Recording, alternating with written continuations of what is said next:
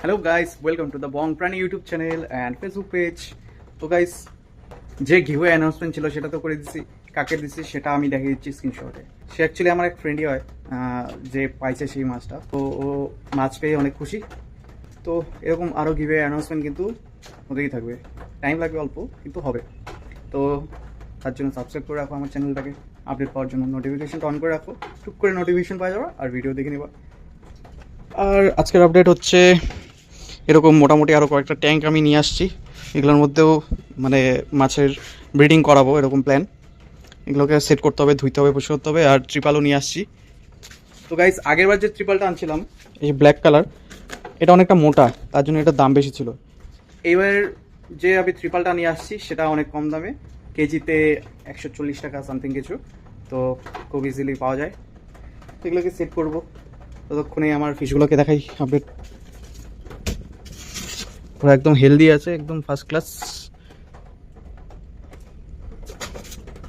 সবগুলোকে এক জায়গাতে রাখছি একটা রিজনে। আমি কিছুদিনের জন্য কলকাতায় ঘুরতে যাচ্ছি, যার জন্য এদেরকে এরকম এক জায়গায় রাখছি, যাতে আমার ফ্যামিলির লোক ওদেরকে খুব ইজিলি ফিট করাতে পারে।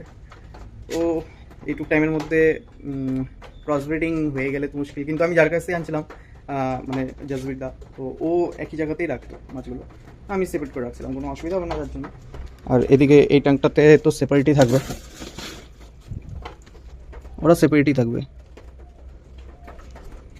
আর আমার এই কই কার্পগুলোকে আমি ঘরের যে ট্যাঙ্ক হয় সেখানে আমি রেখে যাব। এই জলটাকে ইউজ করব যাতে টেম্পারেচারের সমস্যা না হয়।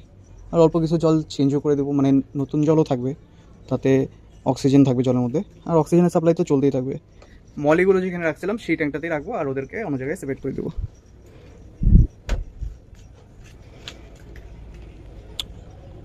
তো কোথাও বাইরে গেলে একটু সমস্যাই হয়, অসুবিধা হতো না, কারণ মাও যাচ্ছে বাইরে, যার জন্য একটু প্রবলেম। নাহলে প্রবলেম হতো না, মা দিয়ে দিতে পারতো। বোন দিবে, বোনের পড়াশোনার চাপও থাকে, তো সময় পাওয়া মুশকিল। এলো নর্মালি আপডেট। তো ট্যাঙ্কগুলোকে সেট করি, চলো তাহলে। এত সুন্দর ওয়েদারের মধ্যে গাইস, আমি যখনই আওয়াজ পাইছি ট্রাক্টরের, আমি দৌড়ায় আসছি। অ্যাকচুয়ালি যখন ছোট ছিলাম তখন মানে এইসব জায়গার মধ্যে মাছ টাছ ধরতাম, খুব ভালো লাগতো। এখন তো বড় হয়ে গেছি, বড় হওয়াটা ব্যাপার না, সময় পাওয়াটা ব্যাপার। আগে সময় পাইতাম, বাড়িতেই থাকতাম, এবং কাজের সূত্রে বাড়ির বাইরে থাকতে হতো। যখন হাল দেয় টেরই পাই না বেশিরভাগ সময়। কিন্তু আগে প্রচুর মাছ দেখা যেত, এখন সেই হিসাবে মাছ দেখা যাচ্ছে না।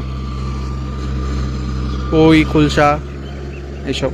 তো পাশাপাশি একটা জিনিস দেখাতে, এই যে এখানে ডাকউইটগুলো আছে, এই ডাকউইট আর এই প্ল্যান্ট, এটা আমি কয়েকটা তুলে নিয়ে যাব, আমার অ্যাকোয়ারিয়ামের মধ্যে সেট করব। আর এই প্ল্যান্টগুলো মাছদের জন্য খুব উপকারী, যার জন্য তুলে নিয়ে যাবো। আমি প্লাস্টিক নিয়ে আসছি, প্লাস্টিক তো আনছিলাম মাছ ধরবো ভাবছি, কিন্তু মাছের তো কোনো লেজরেরও পাত্তা নাই, আর কী করবো। ছোটোবেলার অনেক স্মৃতি জড়ানো আছে। এরকম মাছ ধরতে ধরতে টুক করে পড়ে যেতাম, এখানে কাদা কোদা লেগে থাকতো পায়ে, বাড়িতে এসে মার বকুনি। আর যে মাছগুলো ধরতাম তখন তো চেষ্টা করতাম যে পালাটি, কিন্তু বাঁচাইতে পারতাম না, কারণ স্পেসের অভাব ছিল, জায়গার অভাব ছিল। কম জায়গার মধ্যে অনেক মাছ রেখে দিতাম। এখন যেমন অনেক কিছু বুঝছি যে কীভাবে রাখতে হয় না রাখতে হয়। তো হয়তো ওই ট্রাক্টরটা আবার ওইদিকে যাবে, ওই রাস্তায়, তো তখন ওইদিকে গিয়ে ভিডিও করার চেষ্টা করব।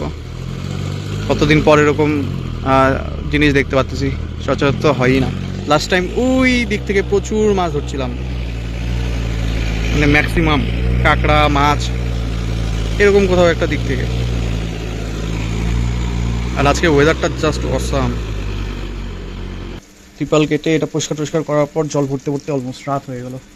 এখনও একটা ট্যাঙ্ক কমপ্লিট হয় নাই, ওটার মধ্যে জল ভরা বাকি, এটা অলমোস্ট ভরে ফেলছি। কিন্তু এই ট্রিপালটায় একটু ধুলা ধুলা টাইপের লাল লাল হয়ে যায় হাত। তো ওটা কি মাছকে এফেক্ট ফেলবে? আমি তাও ধুয়ে নিছি, যার জন্য ঠিকঠাক তো জানি না, দেখা যাক। ওটাকেও একবার ধুয়ে নিব, ধুয়ে নিয়ে তারপর ওটার মধ্যে জল ফিল করব। এটার মধ্যে এখন জল ফিল হচ্ছে। আপাতত এই জলটাকে এখানে ট্রান্সফার করতেছি, মাছগুলোকে এখানে ট্রান্সফার করে দেবো, আর এখানে দেবো। আর একটা এয়ার পাম্পও দিয়ে দিব, যাতে ভালো থাকে।